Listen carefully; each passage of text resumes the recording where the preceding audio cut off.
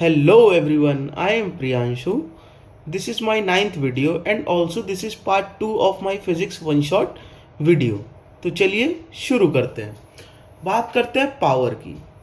तो power basically rate of doing work is called power और इसकी एसआई यूनिट होती है वॉट। मतलब पावर जनरली होता क्या है कि हम लोग किसी काम को कितनी जल्दी कर दें, किसी चीज़ को कितनी जल्दी डिलीवर कर दें या यूज़ कर लें या उसे एनर्जी में कन्वर्ट कर दें। इसका फॉर्मूला होता है power is equals to work done upon time taken. 1 watt hour is equals to 3600 joule and 1 kilowatt hour is equals to 3.6 into 10 to the power 6 joule.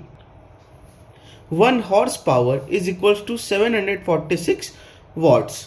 It measures how quickly a system uses, delivers or convert energy. वही जो अभी मैंने बताया कि एक system किसी चीज़ को कितनी जल्दी यूज़ कर लेता है या फिर किसी चीज़ को कितनी जल्दी डिलीवर कर देते हैं या फिर किसी चीज़ को कितनी जल्दी एनर्जी में कन्वर्ट कर देते हैं, उसी को पावर कहते हैं। पावर स्केलर क्वांटिटी होती है। मैंने आपको पहले भी बताया था फर्स्ट पार्ट में कि क्वांटिटीज दो होती है, फिजिकल और वेक्टर। फिजिकल क्वांटिटीज वो होती है जिनमें सिर्फ मैग्नीट्यूड होता है और वेक्टर क्वांटिटीज वो होती है जिसमें मैग्नीट्यूड और डायरेक्शन दोनों होती है। तो पावर स्केलर क्वांटिटी है तो इसके पास सिर्फ मैग्नीट्यूड है एंड डायरेक्शन नहीं है। It has only magnitude and no direction.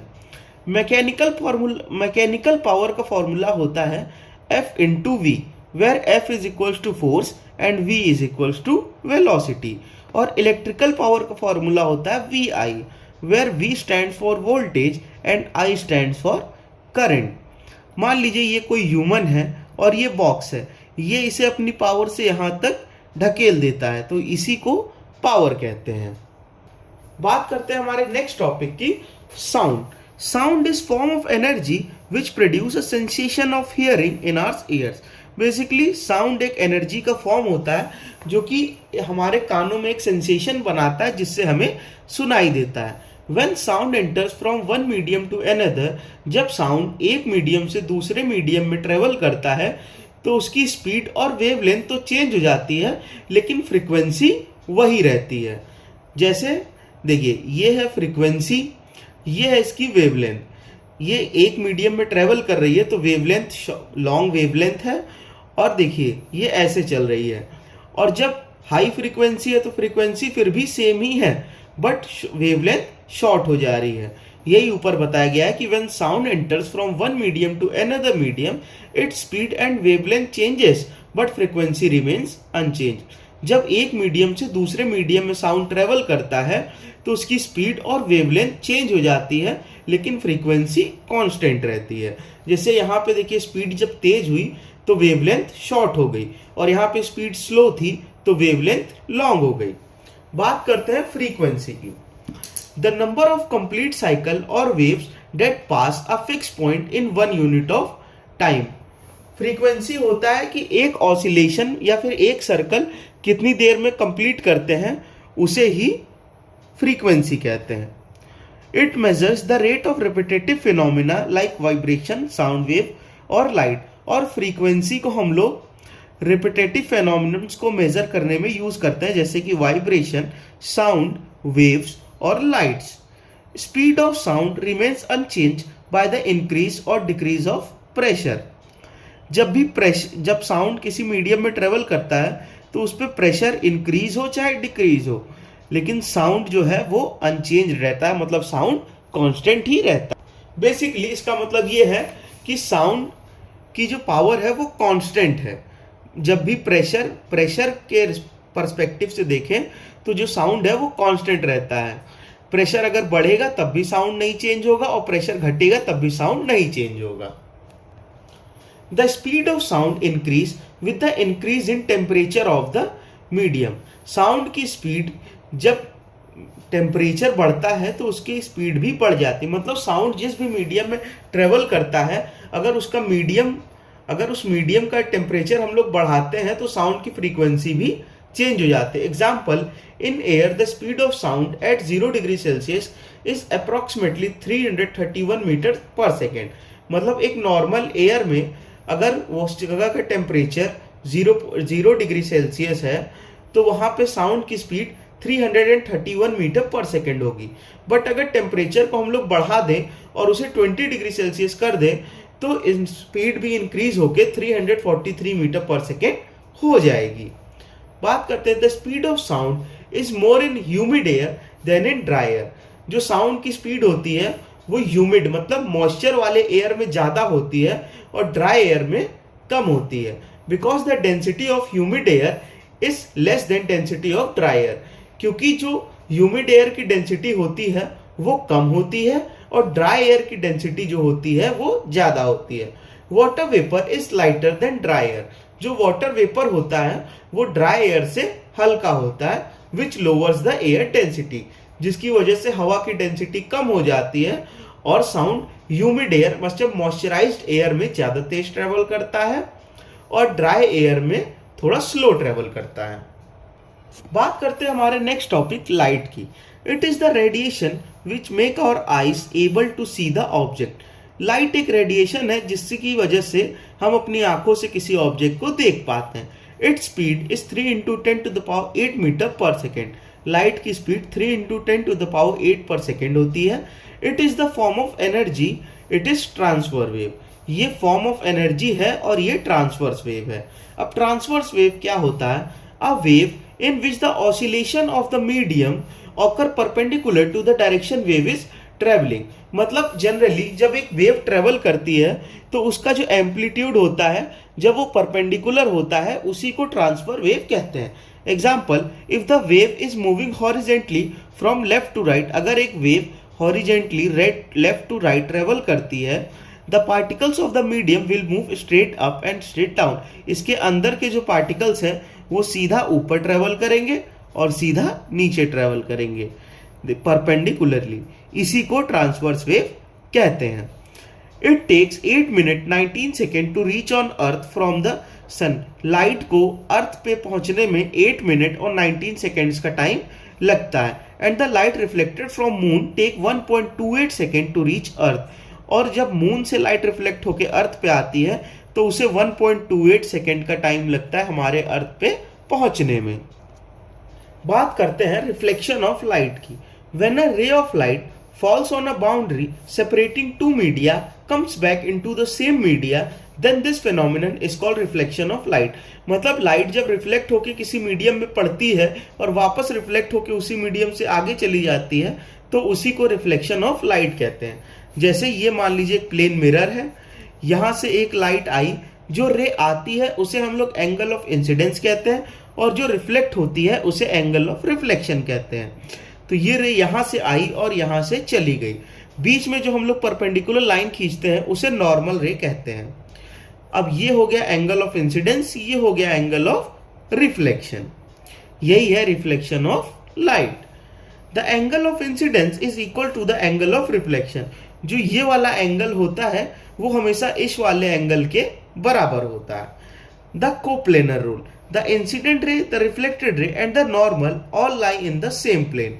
हमेशा जो इंसिडेंट रे होगी, जो रिफ्लेक्टेड रे होगी और जो नॉर्मल रे होगी वो तीनों एक ही प्लेन में एग्जिस्ट करेंगी, मतलब एक ही प्लेन में होंगी। इसी को कोप्लेनर रूल भी कहते हैं। बात करते हैं लॉस ऑफ रिफ्लेक्शन की। तो the incident ray, the reflected ray and the normal to the reflective surface at the incident point all lie in the same plane. वही जो मैंने अभी आपको पीछे बताया कि इंसिडेंट रे, रिफ्लेक्टेड रे और नॉर्मल रे तीनों एक ही प्लेन में लाई करती है। ये है first law of reflection. Second law of reflection कहता है the angle of incidence is always equal to the angle of reflection. मतलब angle of incidence is equal to angle of reflection. Angle I is equal to angle R. Coplanar rule होता है, यही जो first law है इसी को ही हम लोग कोप्लेनर रूल भी कहते हैं। लर्न कर लीजिएगा। कोप्लेनर रूल कहता है कि इंसिडेंट रे, रिफ्लेक्टेड रे और नॉर्मल रे तीनों एक ही पॉइंट पे लाई करेंगी। ये हमारे पास एक मिरर का रिफ्लेक्शन है, ये इंसिडेंट रे, ये रिफ्लेक्टेड रे, ये नॉर्मल रे, बीच में ये एंगल बन रहा है एंगल ऑफ इंसिडेंस, ये बन रहा है एंगल ऑफ रिफ्लेक्शन और दोनों ही एक दूसरे के बराबर होंगे। यही हमारा सेकेंड लॉ ऑफ रिफ्लेक्शन कहता है। बात करते हैं reflection from plane mirror. The image is virtual and literally inverted. जो इमेज होगी वो वर्चुअल होगी और लिटरली इन्वर्टेड होगी। लिटरली इन्वर्टेड मतलब हम लोग मिरर में जब देखते हैं तो जब राइट हैंड उठाते हैं तो मिरर में लेफ्ट उठता है, जब लेफ्ट उठाते हैं तो राइट उठता है। इसी को लिटरली इन्वर्टेड कहते हैं। The size of image is equal to that of object. इसमें जो इमेज का साइज बनता है वो ऑब्जेक्ट के साइज के बराबर होता है। If an object move towards a plane mirror with speed v relative to object move towards with the speed 2v। मतलब अगर मिरर के एक साइड एक ऑब्जेक्ट है जो कि मान के चलते हैं v की स्पीड से चल रहा है, तो जो उसके सामने ऑब्जेक्ट बनेगा मतलब इमेज बनेगी वो 2v के स्पीड से चलेगी। To see his full image in a plane mirror a person requires a mirror of at least half of his size.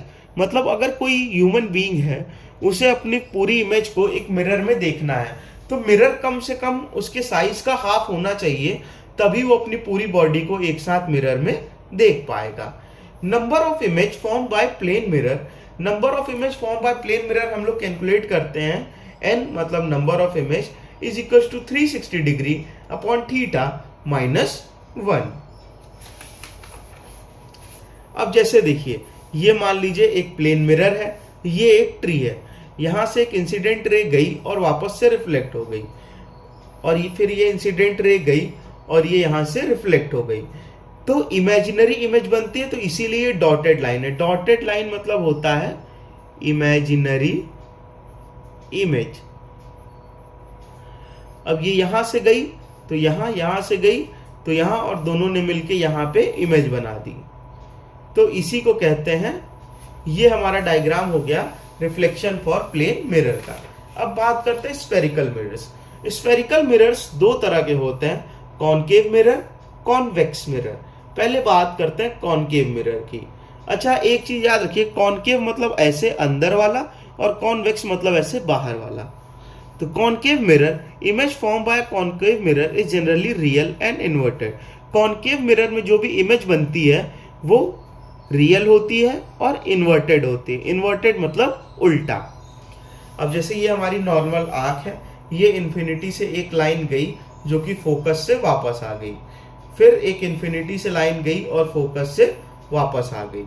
तो यहाँ पे दोनों पॉइंट आके लड़ते हैं जहाँ पे एक इमेज फॉर्म होता है। ये हमारा ऑब्जेक्ट था, ये यहाँ पे है, इमेज फॉर्म हुई यहाँ पे, वो भी इन्वर्टेड। तो ये इमेज फॉर्म हुई है कॉनकेव मिरर से। बात करते हैं कॉन्वेक्स मिरर की। तो image form by convex mirror is always virtual, erect and डेमिनिश्ड।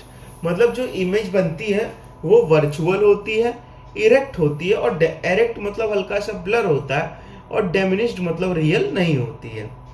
अब इसको समझने के लिए हमें ऐसे देखना पड़ेगा, ये कॉन्वेक्स मिरर है, ये फोकस से गई और यहाँ से सीधा निकल गई, ये इन्फिनिटी से आई और सेंटर ऑफ कर्वेचर से निकल गई, उसके बाद ये इन्फिनिटी से आई और ये फोकस से निकली। तीनों पॉइंट यहाँ पे लाई किए तो हमारी यहाँ पे इमेजिनरी इमेज बन के रेडी हो गई। ये है कॉन्वेक्स लेंस का diagram. Uses of concave mirror. Concave mirror को हम लोग शेविंग ग्लास में यूज करते हैं, हेडलाइट्स ऑफ व्हीकल में, और ऑप्थेल्मोस्कोप में यूज करते हैं। ऑप्थेल्मोस्कोप एक मिरर होता है जो कि आई, ईयर और नोज को चेक करने के लिए डॉक्टर्स यूज करते हैं, और सोलर कुकर्स में यूज करते हैं। कॉन्वेक्स मिरर को रेयर व्यू मिरर की तरह भी यूज करते हैं जो कि गाड़ियों में यूज होता है, और सोडियम रिफ्लेक्टर लैंप में यूज करते हैं। वैसे तो हमारे फिजिक्स के टॉपिक्स खत्म हो गए जितने भी यूपी पुलिस में आने वाले थे, बट हम अब थोड़ा सा जनरल नॉलेज टाइप की बात करेंगे, which is invention and discoveries. मतलब फिजिक्स में क्या क्या इन्वेंशंस हुई और क्या क्या डिस्कवरीज हुई। इन्वेंशन और डिस्कवरी में आपको फर्क पता ही होगा। इन्वेंशन मतलब होता है जो चीज हम नई इन्वेंट करें, जो पहले से एग्जिस्ट ना करती हो और हम उसे इन्वेंट करें तो उसे इन्वेंशन कहते हैं। और डिस्कवरी मतलब वो चीज पहले से एग्जिस्ट करती है बट हमें उसके बारे में पता नहीं है, हमने उसे कुछ टाइम बाद खोज के निकाला है, तो उसे डिस्कवरी कहते हैं। तो चलिए शुरू करते हैं। पहली इन्वेंशन है आर्टिफिशियल हार्ट। ये इन्वेंट हुआ था 1957 में। इन्वेंटर थे विलियम कॉल्फ और कंट्री नीदरलैंड। एटॉमिक बॉम्ब 1945, जे रॉबर्ट ओपेनहाइमर यूएसए में। एटॉमिक थ्योरी 1803 में डेल्टन ने इन्वेंट की थी ब्रिटेन में। एटॉमिक राइफल 1918 में जॉन ब्राउनिंग ने यूएसए में। Ball point pen 1989-88 John J Loud USA. Barometer 1644 Evangelista Torricelli Italy. Bicycle 1839-40 Kirkpatrick Macmillan Britain में। बाइफोकल लेंस 1780 बेंजामिन फ्रैंकलिन ने डिस्कवर किया था यूएसए में। कैलकुलस 1670 में न्यूटन ब्रिटेन में। Cloning DNA 1973 Boyer Cohen USA. Diesel engine 1895 Rudolf Diesel Germany. Dynamo 1832 Hippolyte Pixii France में। Electrons 1897 में J Thomson ने इन्वेंट किया था ब्रिटेन में। Fountain pens 1884 Louis E Waterman USA में। लेजर 1960 थियोडेरो माइमन यूएसए में। Lift 1852 Elisha G Otis USA. Microphone 1876 Alexander Graham Bell USA. Movie projector 1893 Thomas Edison USA. Pacemakers 1952 Zoll USA. आप लोग जानते हैं पेसमेकर क्या होता है? पेसमेकर एक डिवाइस होती है जो कि हमारे हार्ट के पास लगाई जाती है, जिससे कि हार्ट बीट मॉनिटर की जाती है। जिनको हार्ट अटैक की दिक्कत होती है उनके इंस्टॉल किया जाता है। तो ये एक आर्टिफिशियल हार्ट की तरह काम करता है, हमारी हार्ट बीट को मैनेज करता है, तेज होने से रोकता है या धीमे होने से भी कंट्रोल करता है। पेस्चराइजेशन 1867 लुइस पैस्चर फ्रांस में। Pistol 1836 Colt USA. Printing press 1455 Johann Gutenberg Germany. Radio carbon dating 1947 Libby USA. Stethoscope 1819 Laennec France में। Television 1926 John Logie Baird Britain. Telescope Hans Lippershey Netherland. X ray 1895 W रॉन्गटे Germany में। कुछ important scientific instruments के बारे में बात करते हैं। एल्टीमीटर, जो कि यूज होता है एल्टीट्यूड्स को मेजर करने में, ये जनरली एयरक्राफ्ट में यूज होता है। एमीटर मेजर होता है इलेक्ट्रिक करंट को मेजर करने के लिए। एनेमोमीटर यूज होता है फोर्स और वेलोसिटी ऑफ विंड को मेजर करने के लिए।